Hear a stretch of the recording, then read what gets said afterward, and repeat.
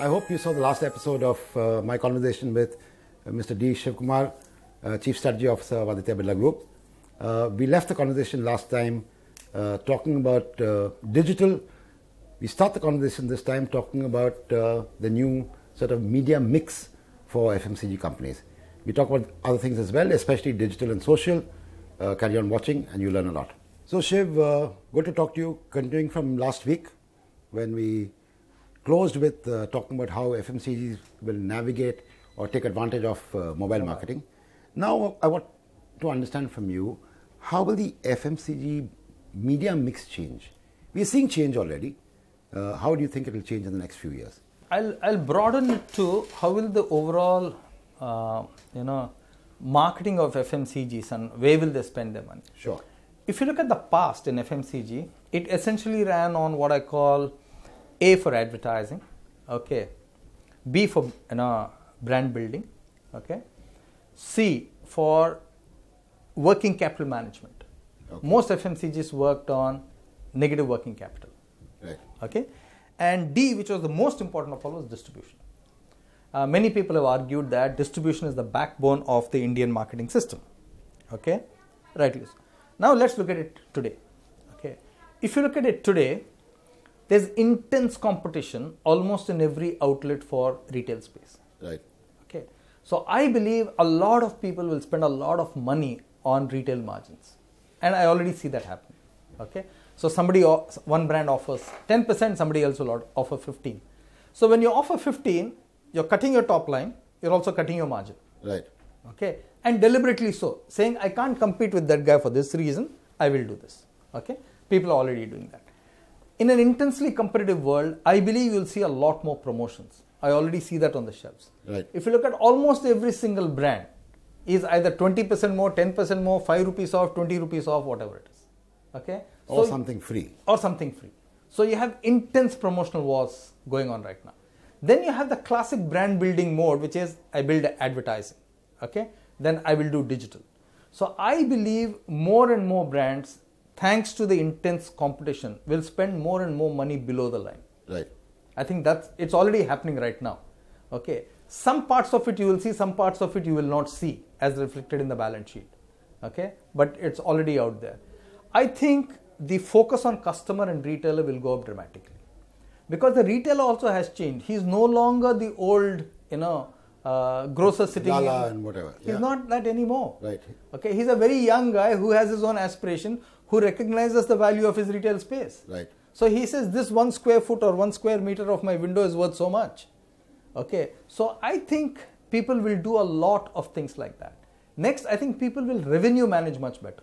They'll start looking at their pack sizes and saying which pack is better tailored for which occasion and where.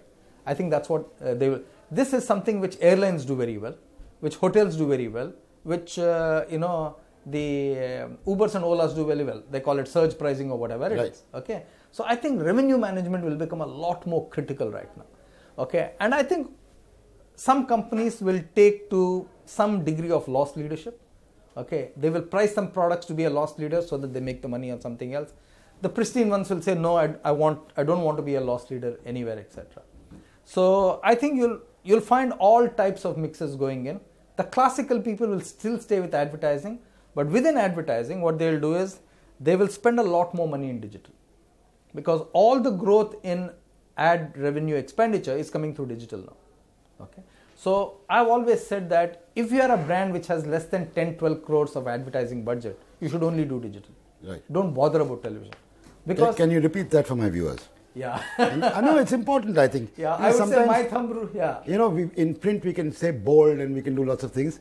I think on television sometimes I'd say, please repeat that for my viewers. Yeah. So I would say that if your total brand budget is 10 to 12 crores, okay, then you're best only doing digital and whatever else. Don't bother about television. Because the cost of making a film, the cost of airing it, etc. will give you nothing. Simple economics will tell you that. So it's better to avoid it. And spend your money in one medium which you can dominate as opposed to 4 where you're submerged, right, where you're below the carpet virtually. Right. Okay, so that would be my thumb rule. Next, I would say if you are a big brand, which has a budget of more than 20 crores or 30 crores per annum. Okay, let's take that. I think you should be spending at least 25 to 40% of your budget on digital. That's where the consumer is going right now. Shiv, we're talking to a TV channel right now. Right. And okay, 50% of it on television. Most of it on CNBC TV. Most of it on CNBC. Those are the thumb rules I would have. Okay, big brands, 25-40%. Okay, about 45-50% on television. Small brand, just do digital and then augment it with something else. That's the way I would see it going.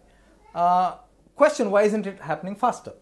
I believe it's not happening faster for a bunch of reasons in the ecosystem. A lot of creative people have grown up in the old way, which is the television, the 30-second television, etc. The younger people are far more akin to taking risks on new formats. Equally, young brand managers are akin to taking more risks.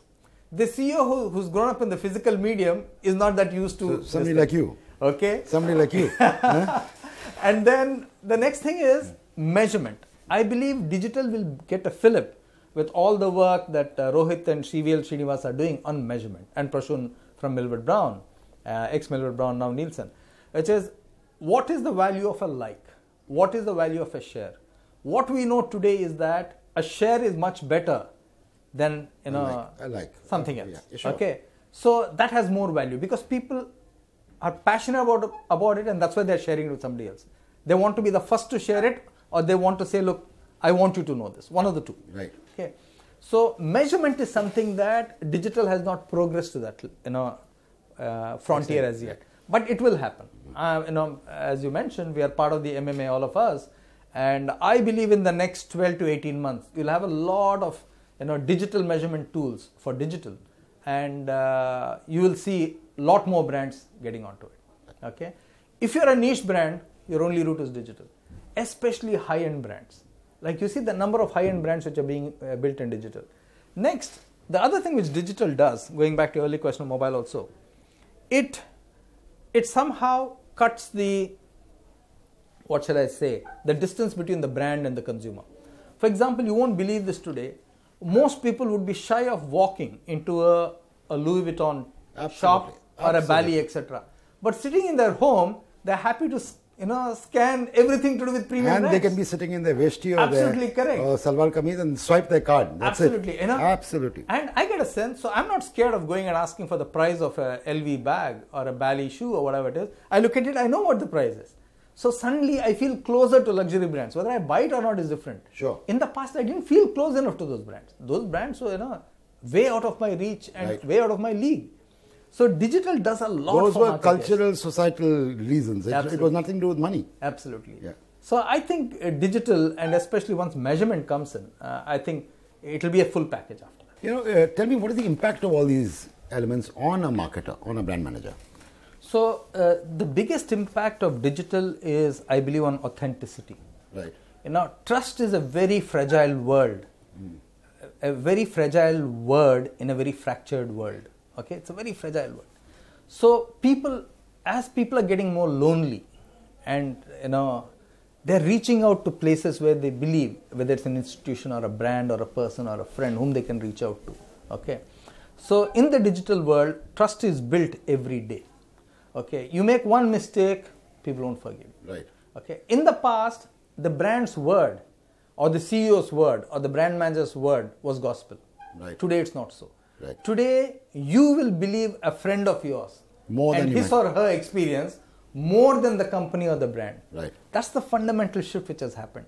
So if you're not listening into your consumers almost every day and feeling their pain, feeling their pleasure and saying, hey, here's good things my brand does to them, here's not so good things that my brand they're happy about or unhappy about, etc. So earning the trust is a daily game. Right. That's the biggest difference. Next is you need to experiment a lot. Okay, in the past you could say I put something on air, I have so much viewership, this, that, etc. Here you have to take a bit more of a bold stance to say I'll try 10 things, if I fail I'm okay with it. But do company DNAs allow you to do that? Absolutely. So that is the important part, which is where, going back to your first question, on the last episode, which is culture. C stands for the culture builder for the CEO. He has to drive that. So if you don't drive it... So a risk appetite needs to be built. Absolutely. But a measured risk appetite. I would say in a disruptive world, okay, not doing anything is the safest way to fail. Right. Okay. Doing something is better than not doing anything. So not doing anything is not an option in a disruptive world. You have to move, you have to keep the ball in play. And I think CEOs have to lead from the front when they do that. I've always told my brand teams that if you ever use an influencer, please write below that we have paid him X amount or we have paid him to say this. Right. And I think or her. Him or her. Because you should never mislead the consumer. Right. When the consumer realizes that the influencer has been paid, then he or she is very hurt. And he or she then doesn't trust you. Right. Okay. So if you get good authentic influencers, okay, then I think it's an absolute slam dunk. Shiv, one of the, shall we say, the roles which has changed dramatically over the last decade certainly, and within the last 5 years maybe more and more, almost changing year on year, is the role of the CMO in any large marketing company. So how do you view that role, and what kind of profile do you get? Is that profile changing? Do you need more right brain, more left brain? Where is that heading, the CMO's role? Today, if you look at a CMO, I think a CMO without a technology feel and knowledge will be lost. Right. Okay. A CMO without a penchant for data analytics will be lost. So the CMO's job maybe 15 years ago was just looking at the Nielsen report or the ORG report, looking at it, seeing trends, etc. No longer enough today. I think you have to get much more into analysis today than ever before. I think a CMO's role in the past was much more consumer-led, which was saying, okay, I understand the consumer, his need, his want, his desire, and I have a offering for that. Today, I think a CMO has to be very well versed in the customer side also. How do you see the next few years as a time for the CMO? Should he be, or should he or she be very frightened, hungry for knowledge? What do you see that person? Because the CMO all these years has been very comfortable. Is there room for a comfortable CMO anymore? No. I don't think there's a room for a comfortable manager anymore. Forget CMO. Right. So anybody in the organization, if you're not learning, you're extinct. Right. You're absolutely extinct. Okay. Today, the number of people, good people out there looking for good jobs is amazing. Not one or two.